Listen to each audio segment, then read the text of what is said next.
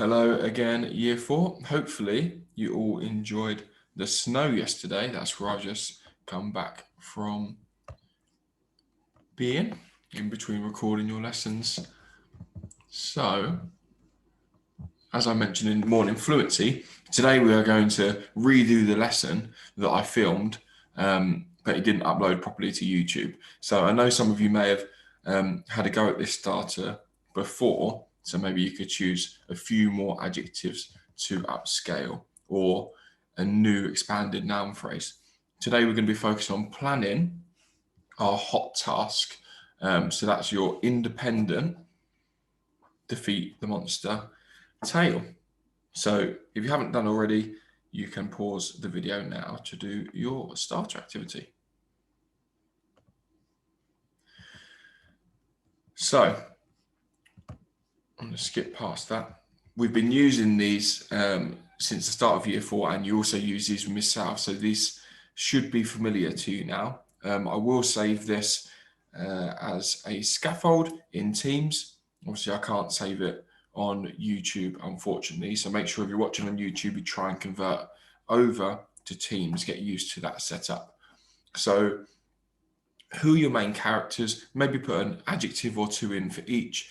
Where is it set? Again, maybe an adjective or two for your setting, because that will lend itself well to your beginning and your build up when you do a setting description, and what happens at the beginning. So you're going to be setting the scene. And then the build up is your main character going to be going somewhere. You can maybe give it a bit of an insight into the monster, but not too much. Save it for the problem.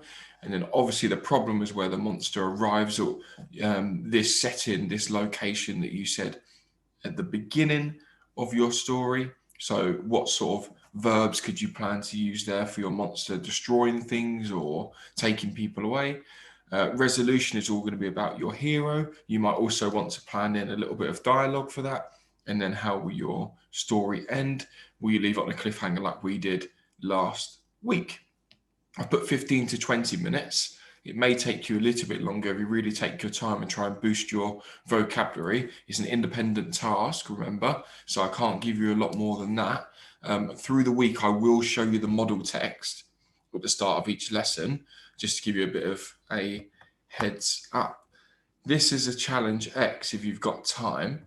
And instead of writing, I thought it'd be fun for you to draw the description that I've created instead of you create a description from a drawing. So, excuse me, can you use this as inspiration to draw the monster being described? A large mass of some thick, heavy, translucent slime fell onto my shoulders and drenched me. Above me, on the ceiling, rested a menacing, slavering creature. It stood to its hind legs, its long, bony limbs grabbing onto the wall to balance itself. The long and slender forelimbs poked out from the rest of its body, which sat on stout back legs. Its stubby arms on its stomach lashed out, seeking blood as they were already covered in it. It dropped from the ceiling and opened its jaws extremely wide, unfolding its spherical head almost like an onion, letting out a horrifying, slavering snarl and revealing rows upon rows of razor teeth.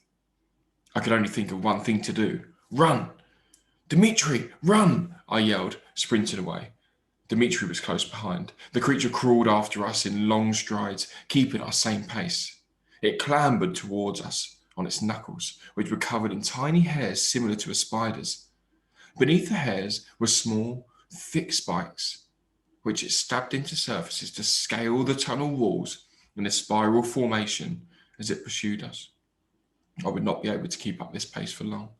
So there's some powerful verbs in there. It tells you how the creature moves. It tells you a lot about how it looks. And then you can fill in the missing gaps. I'm really interested to see what you draw based on that description. Don't forget to picture it in some sort of cave with things, maybe slime or blood dropping down. Be creative with it and enjoy your extension drawing task.